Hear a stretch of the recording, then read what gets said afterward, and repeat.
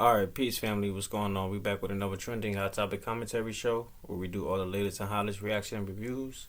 Of course, you're joining me, your host, and Lynch. Let's talk. Alright, y'all, so let's dive right into this video. So, in this video, I want to talk about 8 simple traits that you may have that may clarify if you're a loner or not.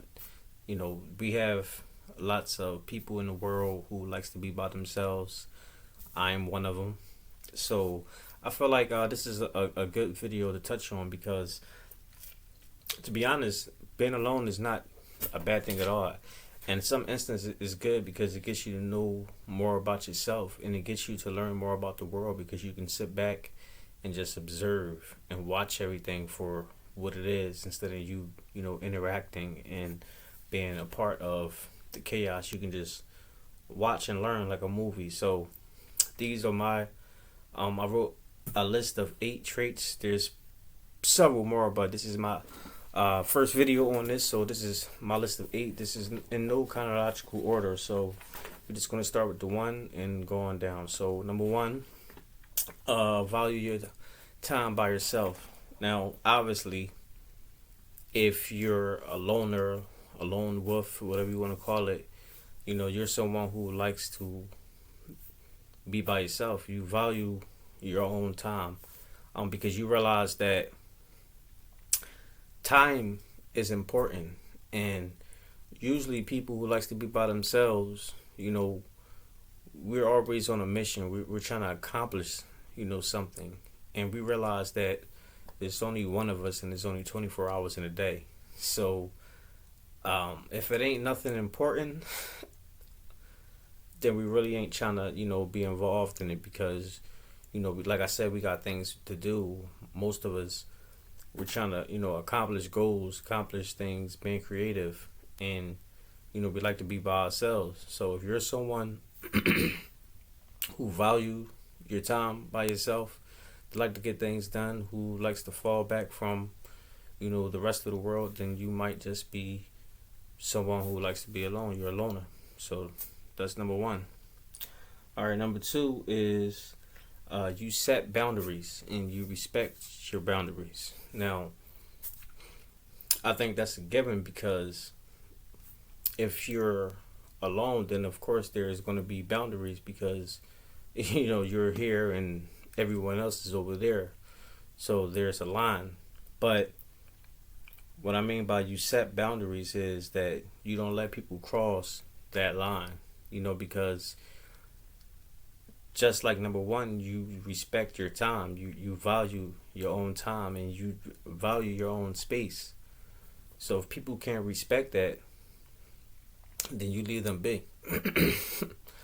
I think everyone, should basically adopt that philosophy because that's really common sense. But usually loners, we're people who actually kind of, exercise that strategy. So if you're someone who set boundaries and make sure that you let others respect those boundaries, then you could be a loner. All right, number 3, you're guided by intuition. What I mean by that is, like, when you're alone, it's so funny because it's a little different, but it's like fasting. People say like when you fast, you have moments of clarity, and things becomes clear to you on what's important and not. The same thing with if you're alone or not. You have moments of clarity, and you work and you move off intuition.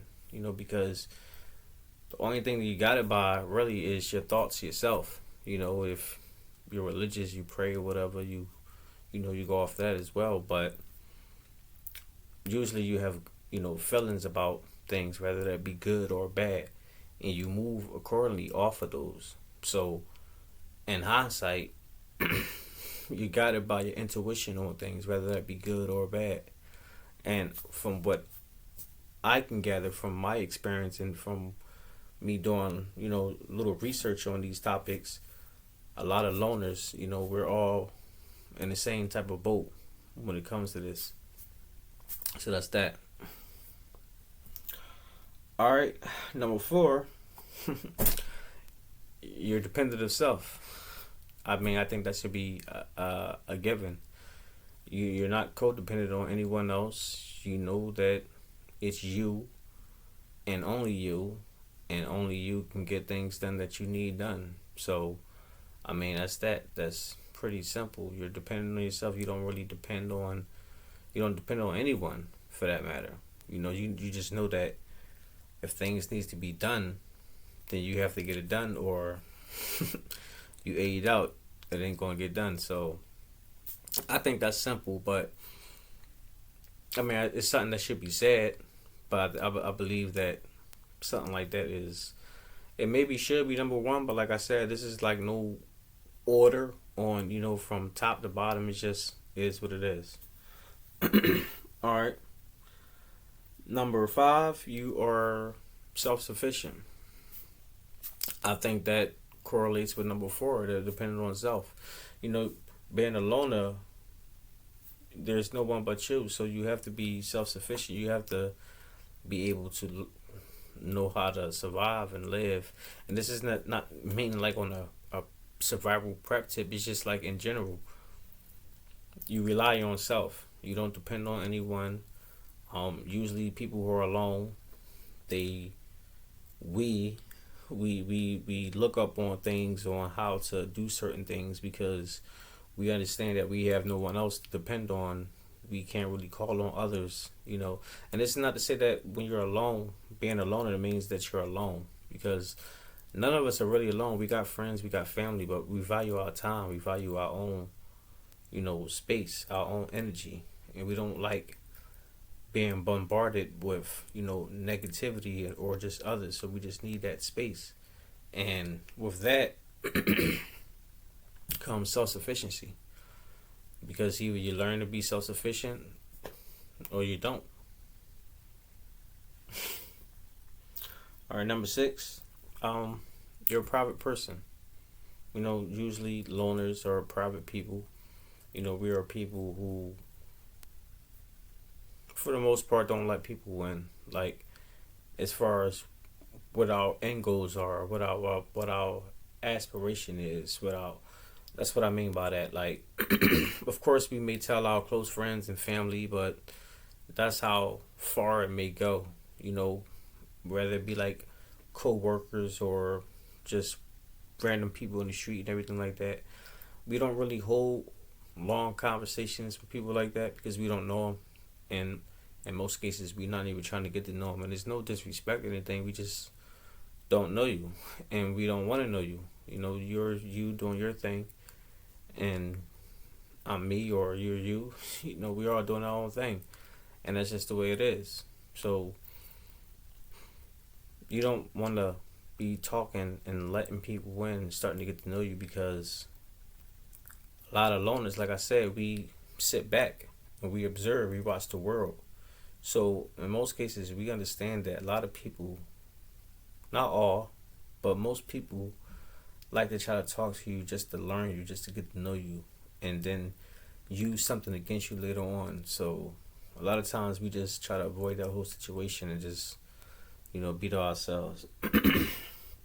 Number seven, loyal.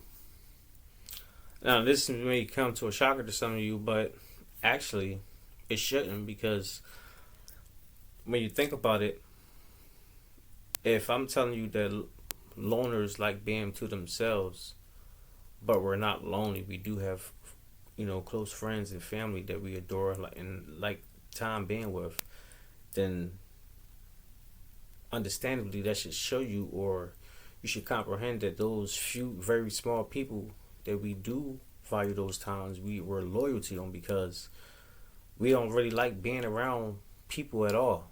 So the people that we do like being around, you better believe that we're loyal to them to the core.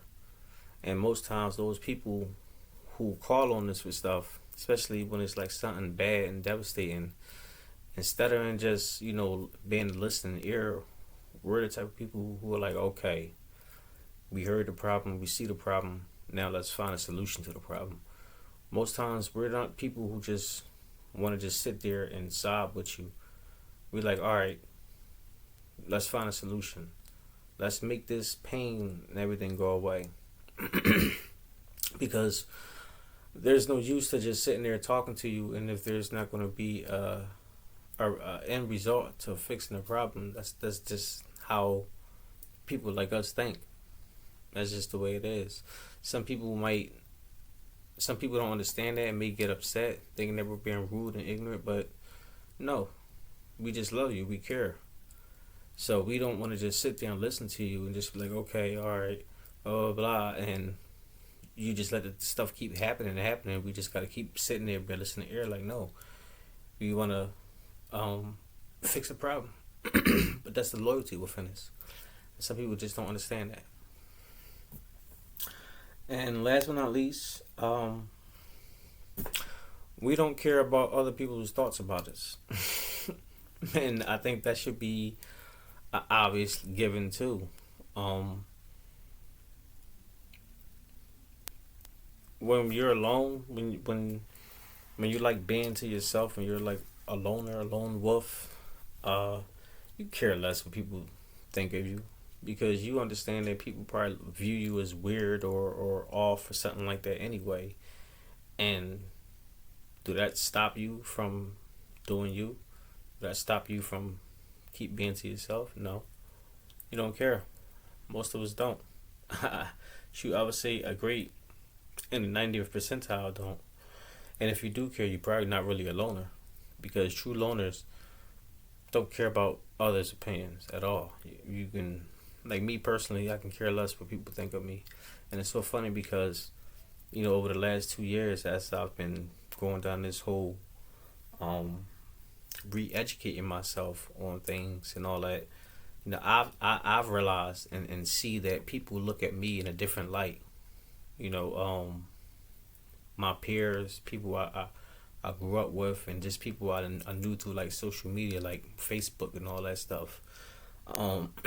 They knew me one way, my personality and all that, and I'm just a different person now to them. And in retrospect, I am, because I'm growing, I'm learning.